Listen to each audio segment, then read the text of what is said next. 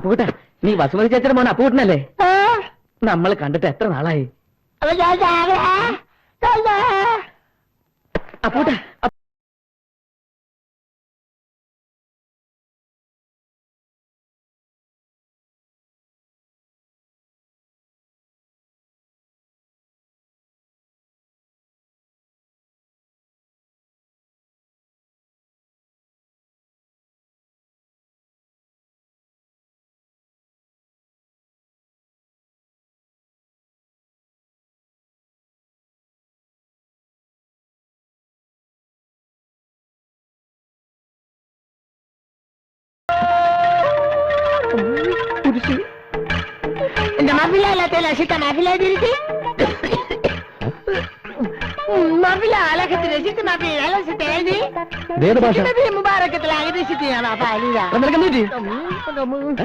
പ്രേതം കൂടിയ പോലെ ഇയാൾ എപ്പോഴും പിന്നാലുണ്ടല്ലോ.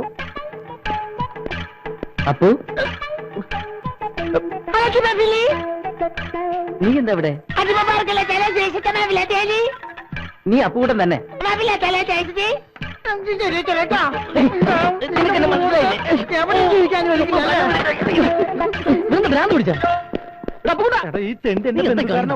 വയറു നിറച്ച് ആഹാരം കഴിക്കാൻ അവസരം കിട്ടിയിട്ട് അതിനും വിധിയില്ലാണ്ടായി. എവിടെങ്കിലും വന്ന് ജീവിക്കാന്ന് വിചാരിച്ചാ അവിടെ മുഴുവൻ ഈ ശല്യങ്ങളല്ലേ. എന്താ ചെയ്യാ? ഒക്കെ വിധിയാടാ. എന്റെ അമ്മ ഉണ്ടായിരുന്നെങ്കിൽ എനിക്ക് ഈ ഗതിയൊന്നും വരില്ലായിരുന്നു. ആവശ്യത്തിലധികം സ്വത്ത്, ഒരേ ഒരു മകൻ. പറഞ്ഞിട്ടെന്താ കാര്യം?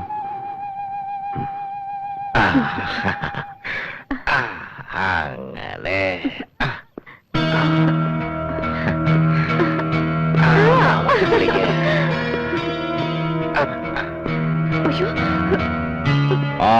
തെണ്ടി തിരിഞ്ഞ് നടന്നിട്ട് രാത്രി ഭക്ഷണം കഴിക്കുന്ന സമയമായപ്പോഴത്തേക്ക് കയറി വരുന്നു. എവിടെയായിരുന്നു ഇത്ര നേരം? ഞാനെവിടെയായിരുന്നു? അച്ഛനെന്താ? അച്ഛനോട് കാണിക്കുന്ന തോന്നിയാസം കണ്ടുകൊണ്ട് ഞാനും കൂടെ ഇവിടെ നിൽക്കണോ? കാള പോലെ വളർത്തി പഠിപ്പിച്ചിട്ട് നീയല്ലേ വയസ്സുകാലത്തിന് നോക്കുന്നത്? നോക്കാനെങ്ങനെ? വീട്ടിൽ അല്പങ്ങളും സ്വയം തന്നിട്ടുണ്ട്. വെളിയിറങ്ങി നടക്കാൻ വയ്യ മനുഷ്യന്. തൊലി ഉരിയും. അച്ഛനോട് കാണിക്കുന്ന വൃത്തികളിലുള്ള നാട്ടിൽ പാട്ടാ. സർവീസ് ഇരിക്കുമ്പോൾ ചെല്ലുന്നിടത്തൊക്കെ ഉണ്ടാക്കി വെച്ചുള്ള ഓരോ ബന്ധങ്ങളുണ്ടല്ലോ. ആ കഥ കേട്ടാ എന്റെ അമ്മ മരിച്ചത്.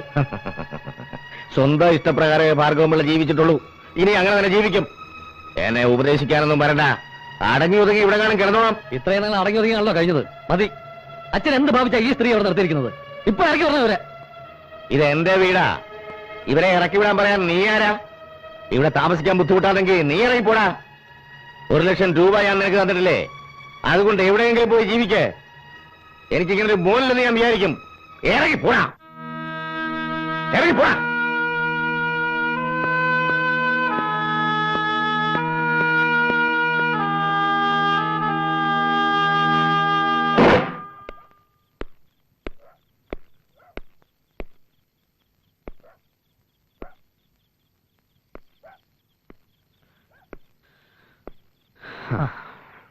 നീ എന്ത് ഈ നേരത്ത്?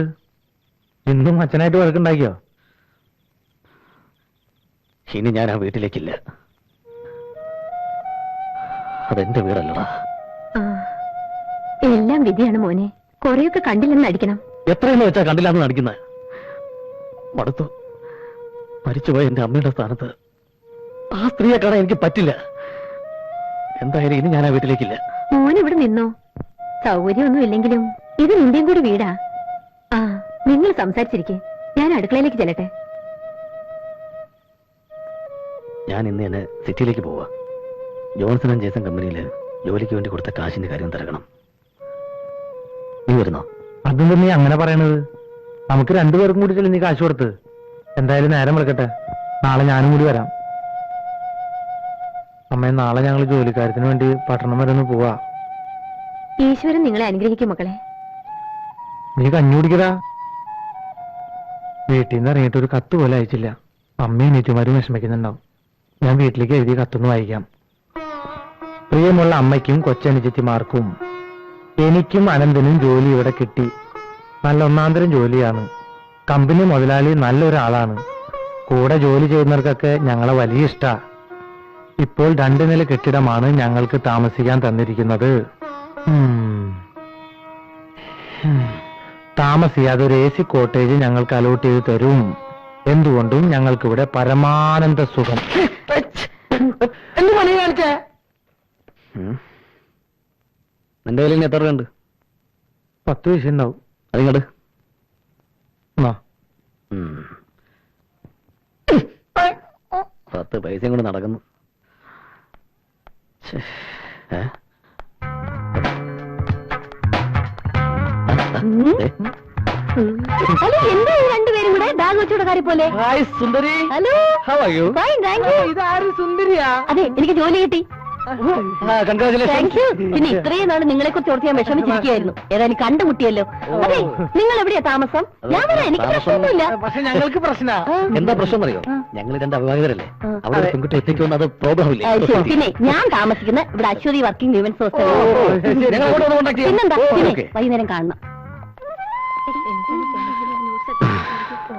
അച്ഛന്റെ കാല് പിടിച്ച് കരഞ്ഞിട്ടാ ഇല്ലാത്ത 1 ലക്ഷം രൂപ ഉണ്ടാക്കി യുവമാരുടെ ഈ കമ്പനിക്ക് കൊടുത്തത്. എന്നിട്ടിപ്പോ എന്റെ 25,000 രൂപയും കൊണ്ടല്ലേ കാലമാടന്മാര് മുങ്ങിയത്. രണ്ടാനച്ഛന്റെ ശല്യം സഹിക്കാൻ വയ്യാതെ എന്റെ അമ്മ ഊരിത്തന്ന ആഭരണങ്ങൾ വിറ്റാ ഞാൻ ജോലിക്ക് കയറിയത്. ഇപ്പൊ എനിക്കും പോകാനൊരിടവില്ലേ? ഇനിയിപ്പോ എന്താ ഒരു പോകുമ്പോഴൊന്നും ഒരു പിടിയും കിട്ടില്ല.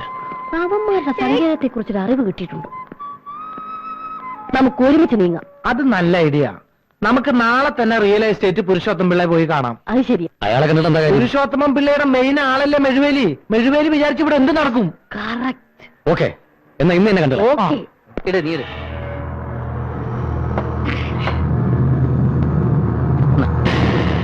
ഓഹോ, ജോൺസൺ ആൻഡ് ജേസൺ കമ്പനിയുടെ മാനേജിംഗ് ഡയറക്ടേഴ്സ് രണ്ടുപേരും ഇവിടെ ഇരിക്കുകയായിരുന്ന. ഞങ്ങൾ കുറെ തിരക്കി. ഒരു മിനിറ്റ്, ഒരു കാര്യം പറയണ്ടായിരുന്നു. സോറി കേട്ടോ. ഞങ്ങൾക്ക് ആവശ്യം ഇവനെ.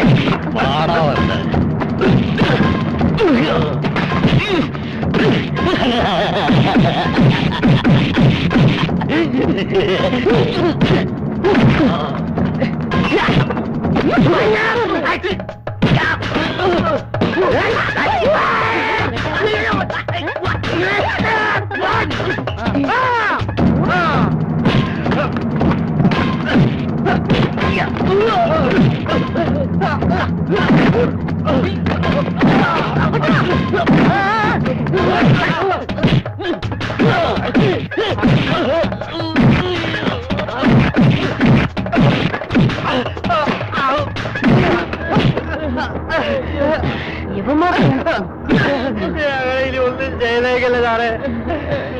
ക്യാഷ് എവിടെ ഇരിപ്പുണ്ട്? ഞങ്ങളുടെ കയ്യിൽ തന്നെ ഉണ്ട് സാറന്മാരെ.